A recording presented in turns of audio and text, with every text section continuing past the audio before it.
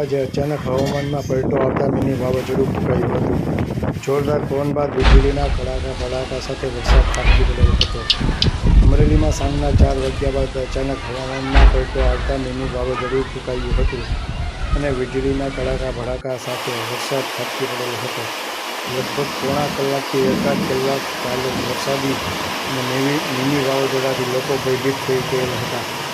શહેરમાં 2 જગ્યાએ વૃક્ષ પડવાના પણ બનાવ જાણવા મળેલ છે। ગાવડકા ચોકડી પર અને એક સોસાયટીમાં પણ 2 વૃક્ષો ધરાશયી થઈ હોવાના સમાચારો પ્રાપ્ત થયેલ છે।